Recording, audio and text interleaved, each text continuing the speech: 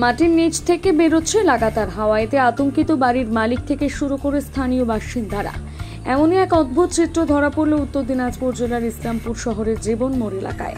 জানা গিয়েছে অমর দত্ত নামে এক ব্যক্তি নতুন বাড়ি নির্মাণ করেছেন।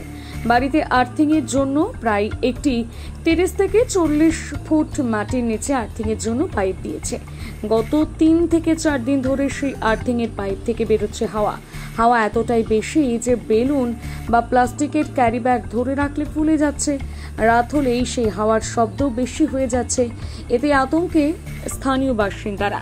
এদিন খবর জানাজানি হতে ঘটনাস্থলে পৌঁছে ইসলামপুর বিজ্ঞান মঞ্চের সদস্যরা। অনেক পরীক্ষা নিরীক্ষা করার পর অবশেষে একটি কার্বন ডাই অক্সাইড গ্যাস হতে পারে বলে তাদের অনুমান। তাই সব মিলিয়ে আতঙ্ক যেন পিছু ছাড়ছে না স্থানীয় বাসিন্দাদের। আচ্ছা, বললাম যে কি দেখলেন এখানে? এখানে দেখলাম আর্থিং এর পাইপ দিয়ে আমাদের আর্থিং করা হয়েছে। আর্থিং এর ভিতরে দিয়ে টামাটা দেওয়া হয়েছে, তার উপরে পাইপ দেওয়া হয়েছে। পাইপ দিয়ে আমাদের গ্যাস বেরোচ্ছে, হাওয়া বেরোচ্ছে, পুরো হাওয়া বেরোচ্ছে। কোনো গন্ধ নেই, কোনো নেই, কোনো নেই, কোনো নেই।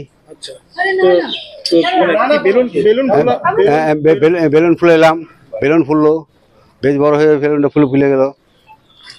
আপনারা আতঙ্কে রয়েছে? আতঙ্কে থাকতেই হবে।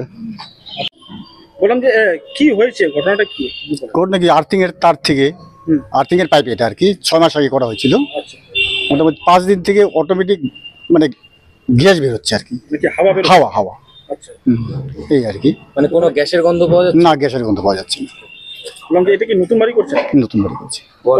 কত ফুট নিচে আর্থিং এর? 30 থেকে 32 ফুট হবে। 30 থেকে 32 ফুট। মানে হাওয়াটা কিরকম বেরোচ্ছে? মারাত্মক হাওয়া, শুশু আওয়াজ হচ্ছে। রাতে কি? রাত্রে বিকট আওয়াজ হচ্ছে একটা। রাতে কি আরো হাওয়াটা? হ্যাঁ, বেশি হচ্ছে। হ্যাঁ, রাত্রে বেশি হচ্ছে। কোথাও কি আতঙ্কে রয়েছে না? হালকা তো আতঙ্ক থাকবেই, কি হয়ে যায়। আমরা যখন প্রথম এখানে আসলাম দেখলাম ওই বোরিং এর পাইপ থেকে কিছু একটা গ্যাস বেরোচ্ছিল।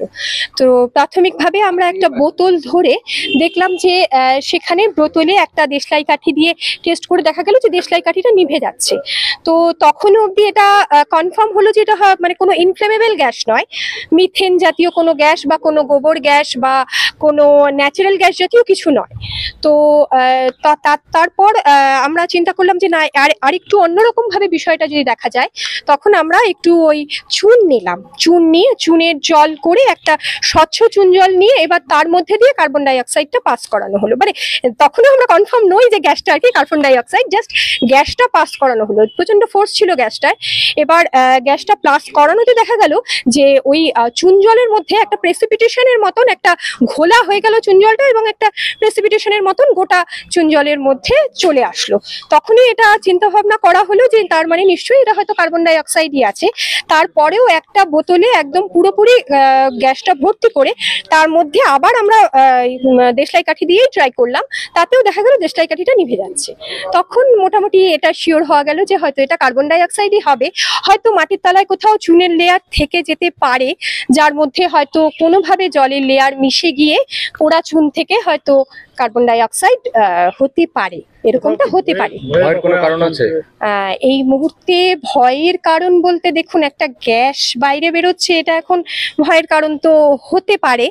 তো কিন্তু সেই হিসাবে কার্বন ডাই অক্সাইড খারাপ তো কিছু নয়। আমাদের এয়ারেও একটা নির্দিষ্ট সার্টেন অ্যামাউন্ট আছে, কিন্তু ইনএক্সেস পরিমাণ হলে তো অবশ্যই খারাপ। বাড়ির লোকের জন্য তারা ইনহেল করছেন, সবসময় এই ওয়েদারে থাকছেন, ইনহেল করছেন, সেক্ষেত্রে তো অবশ্যই খারাপ। এই মুহূর্তে তাহলে কি করণীয়? এই মুহূর্তে তাহলে সেটা প্রশাসনকে জানাতে হবে, বা ওনারা আরো হায়ার কোনো টেস্টিং এজেন্সিকে দিয়ে যদি এই জিনিসটাকে টেস্ট করান, তাহলে আমরা পক্ষ থেকে কোনো পদক্ষেপ নেবেন আপনারা? আমাদের পক্ষ থেকে তো সেটা আরো আমার হায়ার অথরিটিরা কেউ ভালো বলতে পারবে। আমার নাম স্বাগতা চ্যাটার্জি, আমি ইসলামপুর উচ্চ বালিকা বিদ্যালয়ের রসায়নের শিক্ষিকা।